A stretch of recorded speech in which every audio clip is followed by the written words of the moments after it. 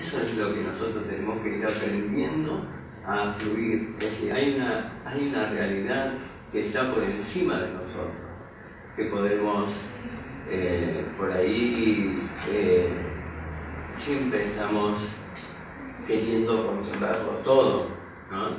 Siempre queremos, bueno, controlar nuestra vida, creemos que nosotros podemos decidir, bueno, voy a hacer tal cosa, voy a ser, no sé, ingeniero, o voy a hacer tal cosa, y pongo mucho esfuerzo a lo mejor en ese camino, ¿cierto? Pero de golpe sucede, ¿qué es eso lo que sucedió estas semanas atrás con el volcán, por ejemplo, ¿no? Donde explota algo que nosotros no podemos controlar, ¿cierto? ¿Qué nos hace pensar eso? Que hay otra cosa que está por encima de nosotros, ¿ah? Podemos invertir toda una vida. Mucha gente que vive a lo mejor al pie del volcán se pasó la vida como nosotros trabajando, tratando de construir su casa, de comprarse un auto, de educar a sus chicos, y de golpe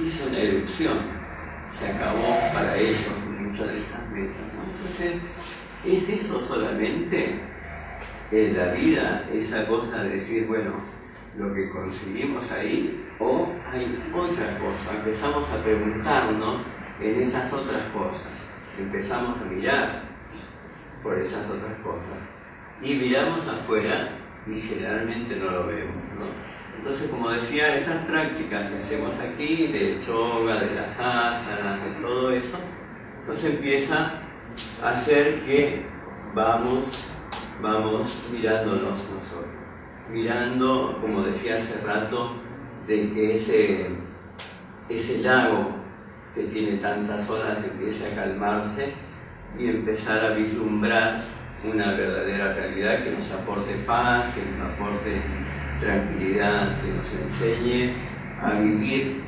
fluyendo con lo que nos toca. Ese sería un poco el objetivo, digamos, de por qué Swami Vishnu se planteó la construcción de esta organización Sivananda. Es decir, formar gente que transmita estas enseñanzas, pero no que él decía, no formar predicadores, ¿cierto?, sino practicantes. Hoy hay muchos que podemos hablar mucho, o estamos medio cansados ya de la gente que habla mucho, pero que su vida no es consecuente con eso.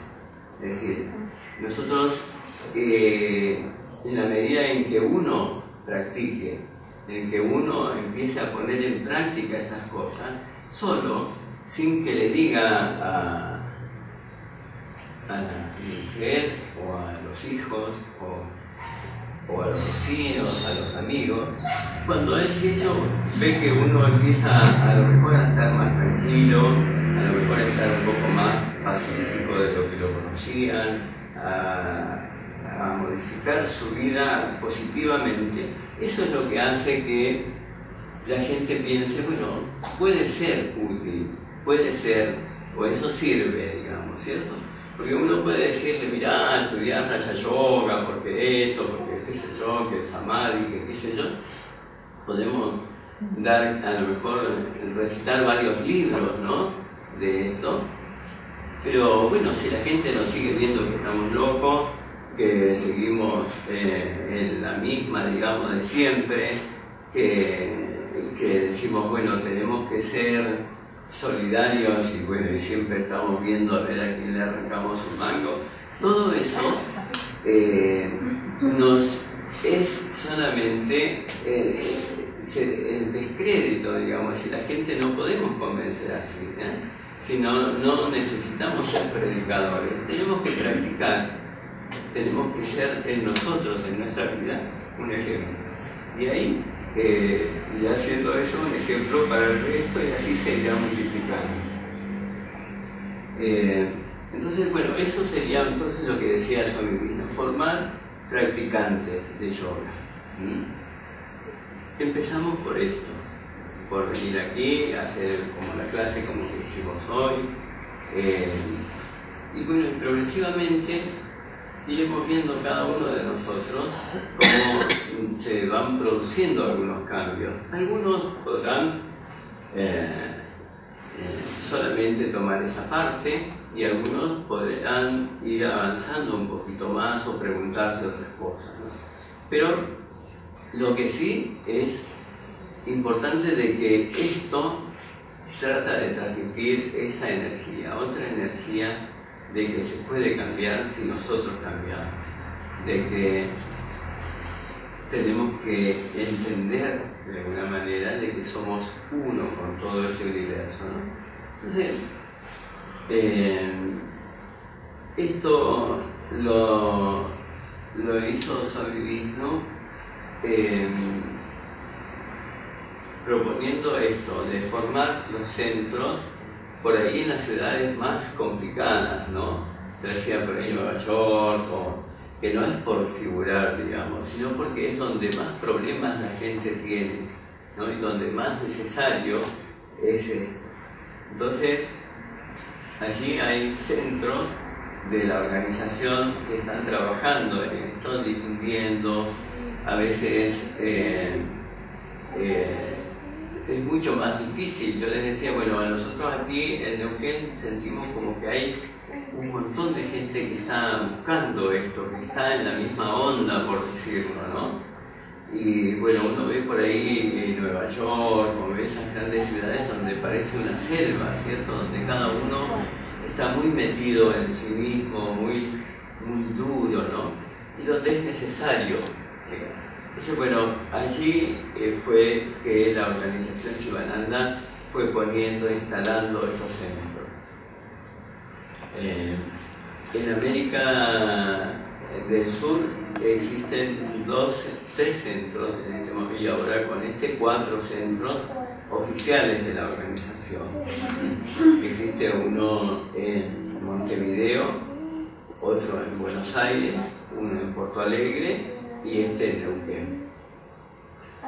Todos los centros de la organización, como toda la organización Sivananda, se sostiene con el trabajo voluntario. Es decir, en ninguno de los profesores, ninguna cobra por las clases que da, ni por el trabajo que aporta. Todos los recursos que entran a la organización se utilizan para sostener estos espacios que pretendemos sirvan a la comunidad y para poder fomentar estas enseñanzas, ¿no? Seguir publicando libros o seguir costeando por ahí los viajes de los swamis que dan conferencias, que hacen recorridos, tratando de hacer llegar estas enseñanzas a otros lados. Yo no quiero aburrirlos mucho, pero nosotros tuvimos como la alegría y bueno, tuvimos que hacer mucho esfuerzo de que nos propusieran de formar el centro en Neuquén.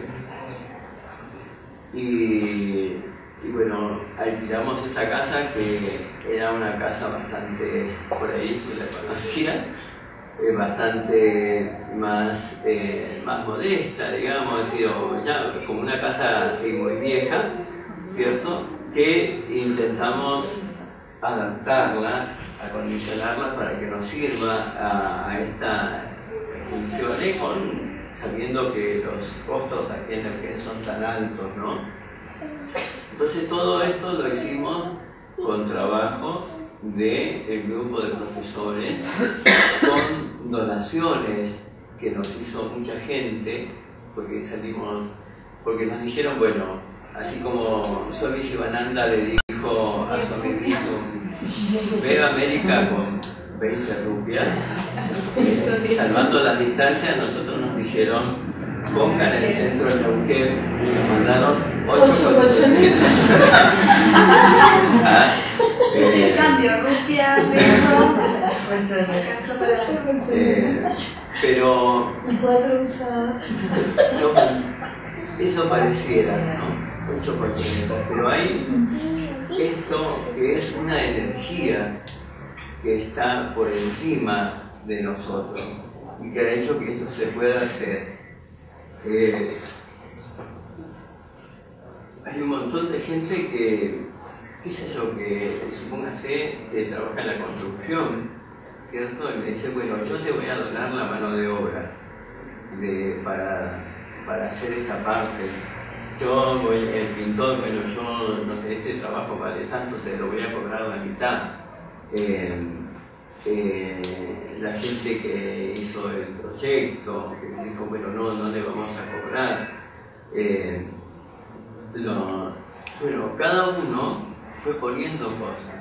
Salimos a pedir plata, hicimos como una campaña de finanzas, también, digamos, de pedir donaciones, que nos cuesta mucho porque no está en nuestra costumbre, ¿cierto?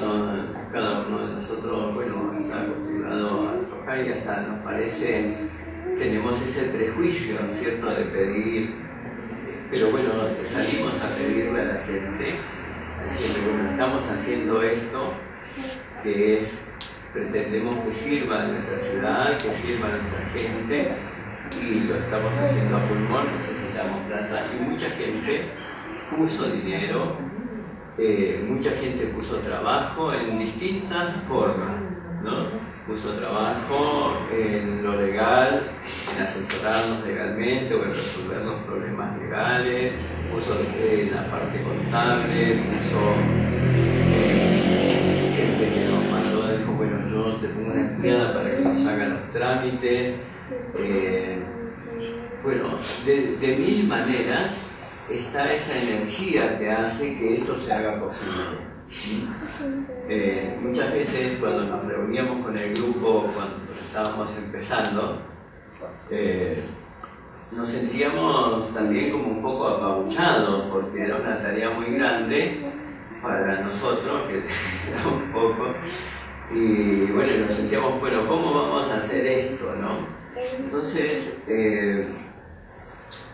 yo le decía, y bueno, creo que nos sirve de inspiración, Solivizno, como les dije, vino sin nada, vino con esa audacia de saber que es el transmisor de una enseñanza que es positiva y que de alguna manera pudo hacer una organización que hoy está en todo el mundo. La verdad que cuando uno conoce los ashram, conoce los distintos centros, parece impresionante que se haya podido hacer eso, ¿no? Contaba un hombre cuando quiso hacer el ashram en Canadá, el primer ashram de la organización, fue a pedir plata prestada también al banco.